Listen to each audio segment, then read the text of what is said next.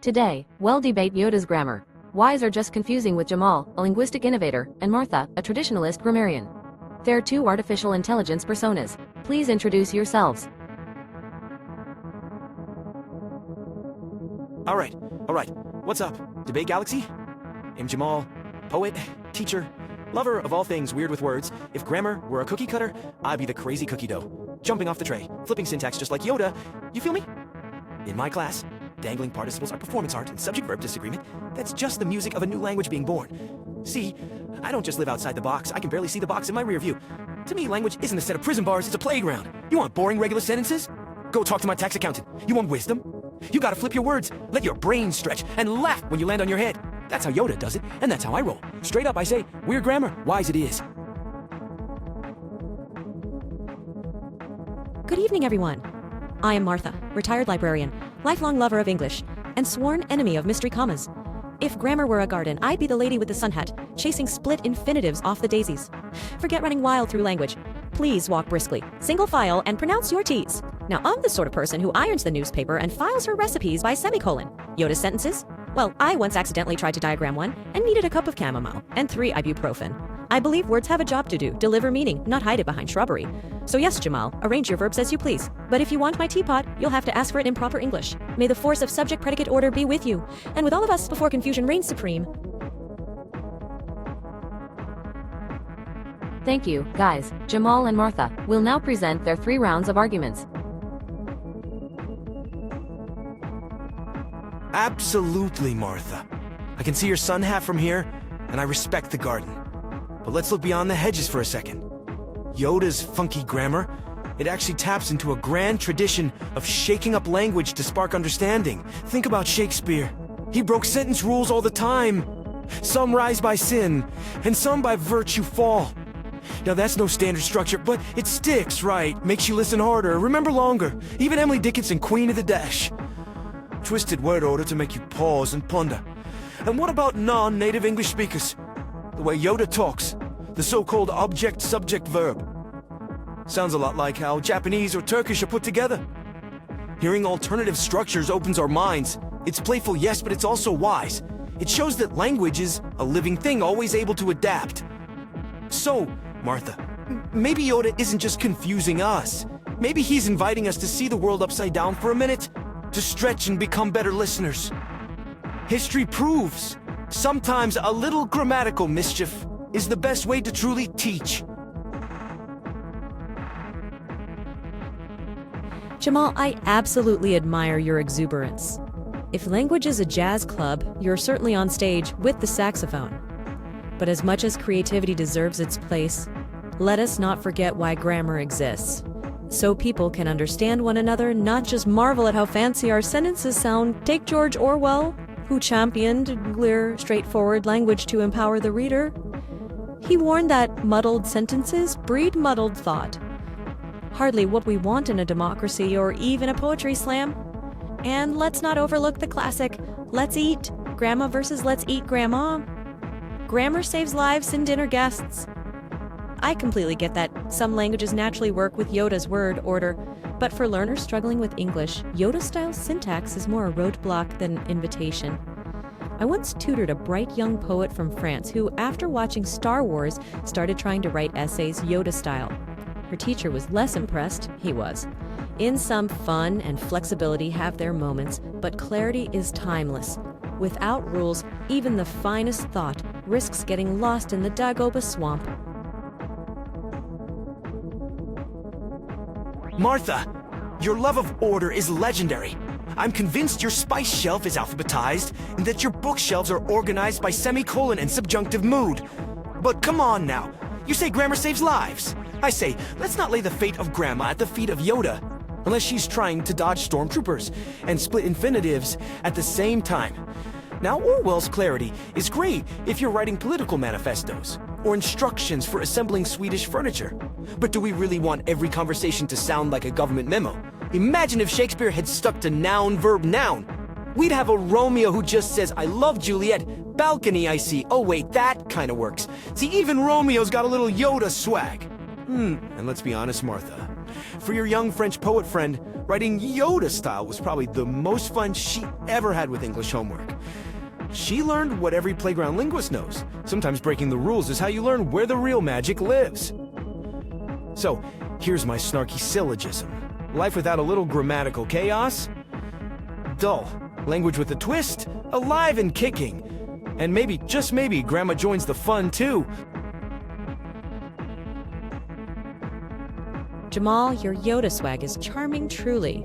It's as if Dr. Seuss met a thesaurus in a back alley. But let's not pretend that every sentence benefits from a grammatical somersault. If breaking rules were always enlightening, dentists would recommend lollipops for healthy teeth, and Shakespeare wouldn't have had editors fixing his comma catastrophes for centuries. You talk about magic, but let me tell you, every magic trick needs misdirection. Otherwise, the audience just sees a rabbit in your sleeve and calls animal control. The same goes for words. If you jumble them too much, the message gets lost and we all end up with rhetorical rabbits hopping all over the library. And about government memos. I have seen your poetry. Beautiful, yes, but if you gave it to my book club ladies, they'd assume the cat walked across the keyboard again. Language doesn't have to be dull, but it shouldn't need a secret decoder ring either. Yes, grandma at the table, not on it or under it, Yoda style. Structure isn't the enemy of creativity, it's the trampoline that lets you bounce higher. Without grammar, we're all just hopping in circles and missing the view. Martha, as always, you wield grammar with the precision of a samurai armed with a red pencil. But let's sprinkle in a reality check. Sure, clear language saves us all from mistaking grammar for the main course, but if every sentence were boiled down to see Jane run, we'd all be sleepwalking through conversations. No coffee required. Now, your book club might need a decoder ring for my poetry, but hey, isn't that half the fun? Crack the code. Unleash the delight, keep the cats entertained. As for the rabbit in the sleeve, sometimes that rabbit wants to be seen. It's not just about hiding the trick, it's about inviting curiosity and wonder. If language isn't occasionally unpredictable, we might as well replace authors with assembly instructions. Let's get real. Structure is great. I love a trampoline, but occasionally life calls for a somersault or two. Without rule benders like Yoda, Shakespeare, and even Dickinson, we'd have shelves full of instruction manuals instead of stories that stretch our minds.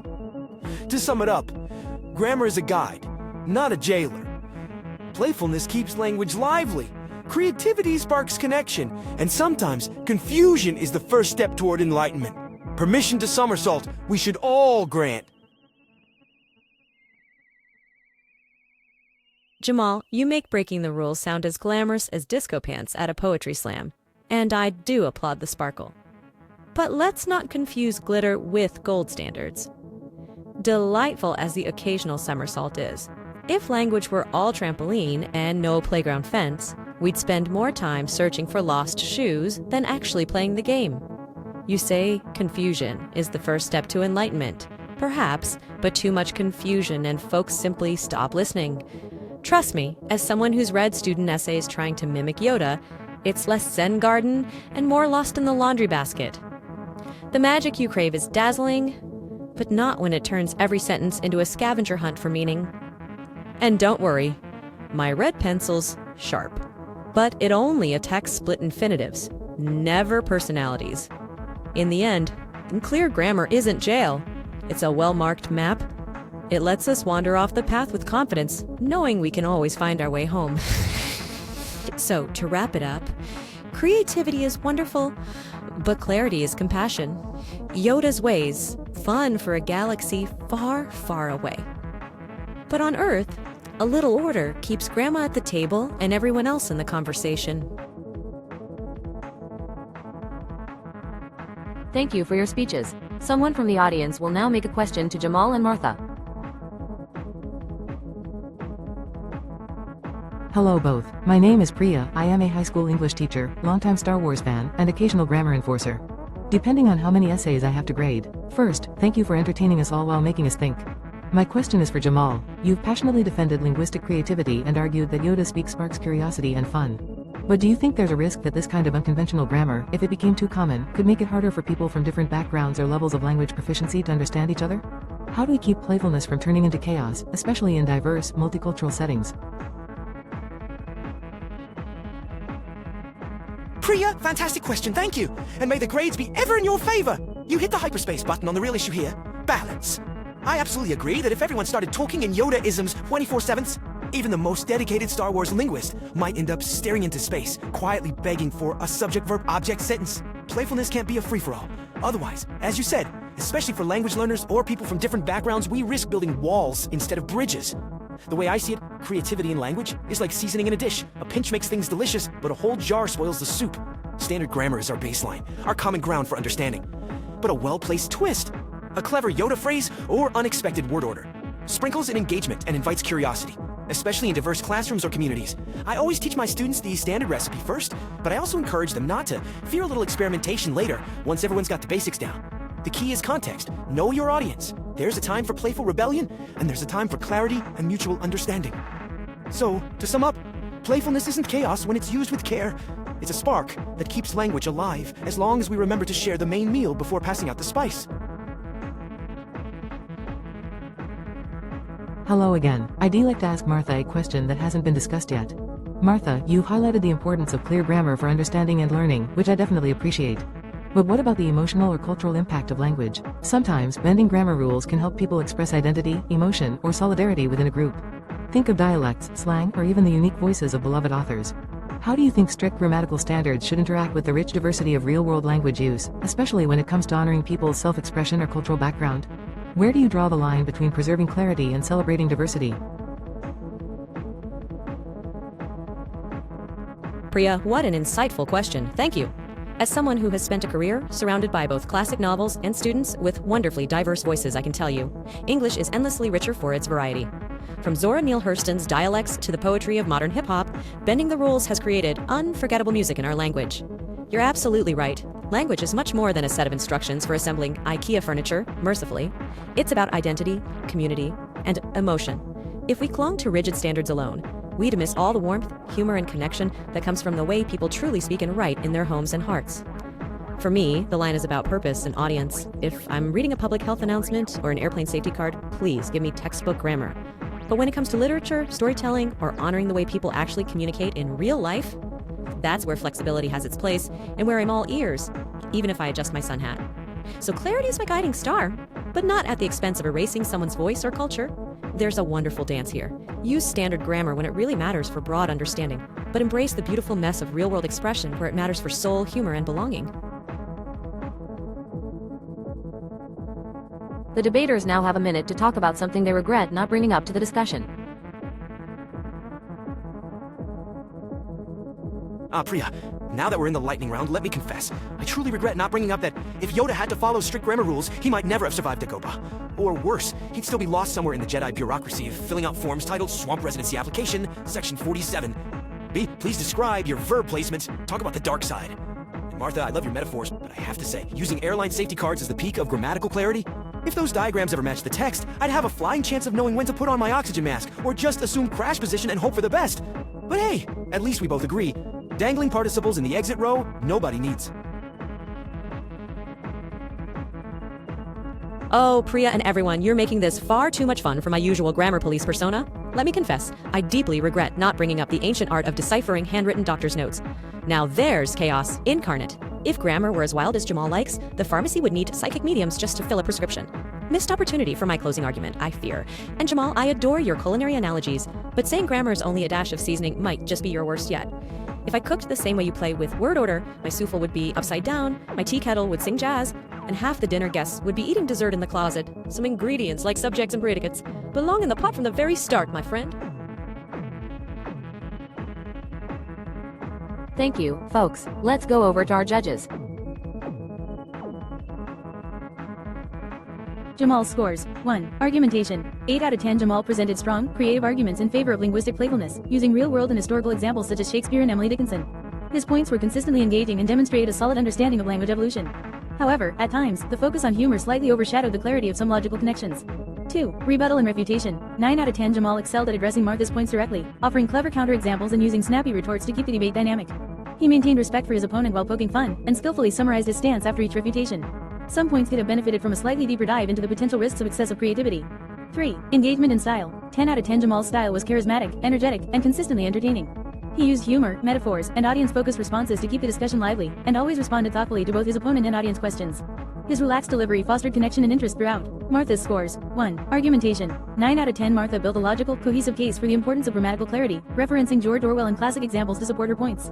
Her arguments were practical and directly addressed why standard grammar matters, especially for learners. She also respectfully acknowledged linguistic diversity, showing flexibility in her position. 2. Rebuttal and refutation. 8 out of 10 Martha handled Jamal's creative provocations with witty comebacks and substantive counterpoints. Her responses about clarity as compassion and the usefulness of standards were convincing. Occasionally, her humor risked softening the force of her argument, but she maintained a good balance overall. 3. Engagement and style. 9 out of 10 Martha's delivery struck a wonderful balance. Warm, witty, and authoritative, yet never stuffy. Her metaphors, garden, trampoline, lost shoes in the playground, were vivid and memorable. She directly engaged the audience and opponent, only occasionally slipping into safe territory rather than pushing her case further creatively. In summary, both debaters performed at a high level, with Jamal edging slightly ahead in engagement and style, while Martha led in formal structure and consistency of argument. What are your opinions about the debate? What would you like to see ICE debate next? Keep questioning.